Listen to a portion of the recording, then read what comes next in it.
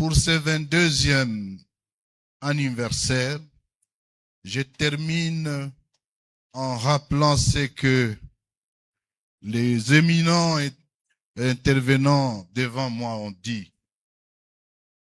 Justice sera rendue contre ceux qui ont tué, ceux qui ont massacré à Gatumba.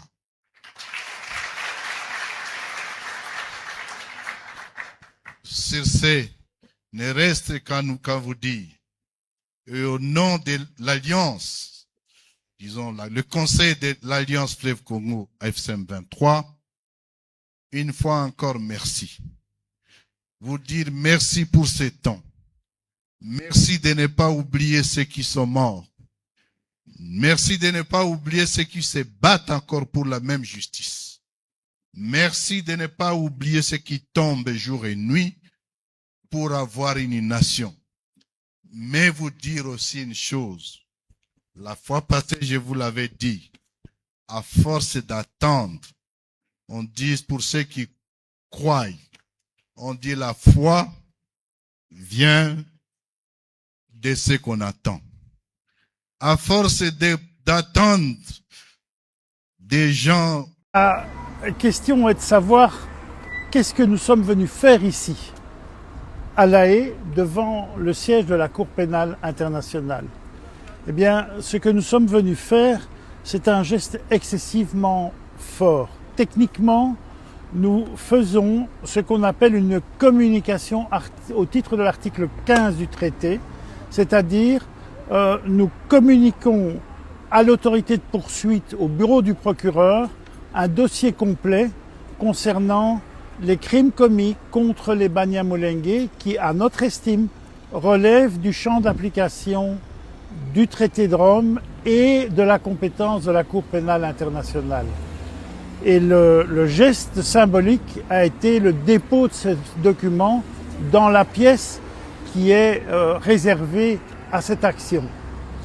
En même temps que nous avons fait cela, nous l'avons fait parce que nous n'avions pas d'autres possibilités, nous n'avions pas d'autres moyens dès lors que tous les outils de la justice congolaise auxquels nous avons recouru se sont avérés vains, inefficaces, que nous n'avons jamais été entendus, alors que depuis 2021, et en ce qui me concerne, j'ai annoncé mon intervention en 2017, depuis cette date, rien ne s'est fait.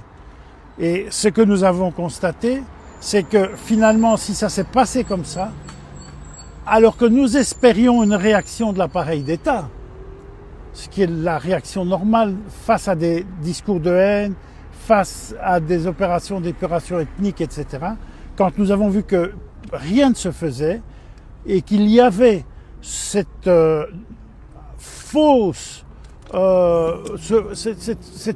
paresse du pouvoir qui est en réalité une complicité objective, et nous n'avions qu'une solution, c'est de venir devant la Cour pénale internationale, d'interpeller le bureau du procureur en lui disant « Nous vous amenons un dossier solide, nous vous amenons des témoignages, des preuves, des discours de haine, des analyses historiques. Il vous appartient maintenant d'ouvrir les enquêtes. Nous avons tout le matériau pour ce faire et nous sommes à votre disposition. » Et c'est quelque chose d'essentiel parce que nous n'allons jamais renoncer à la justice pour la population des Banyamulenge et surtout après ce qui s'est passé à Minembwe ces derniers mois.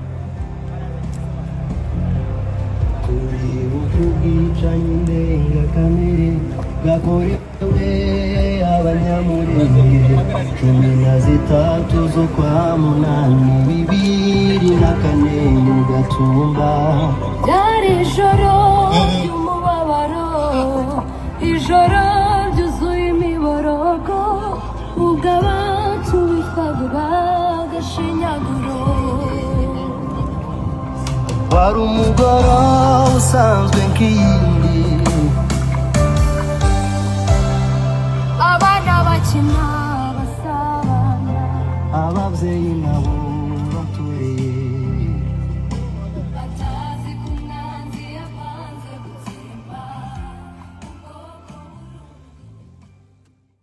Les assaillants venus d'un autre pays. Venus de notre pays. Traversant la frontière, non pour aller voler, mais pour tuer, pour éliminer, pour anéantir toute une communauté, pour anéantir une identité, pour anéantir un faciès. Aujourd'hui, derrière les chiffres retenus par l'histoire, nous devons remettre des visages. Parce qu'un génocide ne peut jamais se résumer en une statistique. Chaque victime avait un nom. Chaque victime avait une famille. Chaque victime avait une histoire. Chaque victime avait des rêves. Chaque victime avait des droits, y compris le droit à la vie. Mais toutes ces victimes avaient aussi une identité communautaire.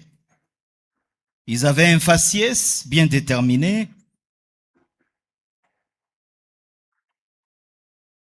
et nous leur devons cela.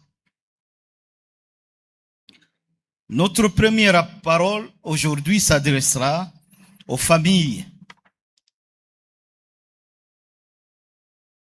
22 ans après, nous partageons votre douleur, votre amertume, votre souffrance. Nous n'oublierons jamais nos frères et nos sœurs morts ces jours-là. Notre deuxième parole s'adresse aux survivants. Grâce à Dieu, vous êtes parmi nous aujourd'hui. Soyez forts et gardez courage. Votre souffrance appartient désormais à notre mémoire collective et à notre quotidien. Notre troisième parole s'adresse aux générations futures. Si nous sommes encore vivants, c'est pour témoigner de la nécessité de bâtir une société où chaque fille, chaque fils trouve sa place. Vous avez votre place, non seulement parmi nous, mais en RDC, votre pays, notre pays. Gatumba ne doit jamais se reproduire. Nous disons plus jamais ça. Nos frères et sœurs ont été atrocement massacrés parce qu'ils étaient Banyamulenge. Parce que leur faciès était différent. Un état existentiel qu'ils n'avaient jamais choisi. Les Banyamulenge sont des frères congolais. Ils ont une terre en RDC, au même titre que les autres Congolais. Ils ont des villages, ils ont des localités, ils ont des groupements, ils ont des champs, ils ont des propriétés. Ils ont également un patrimoine culturel et historique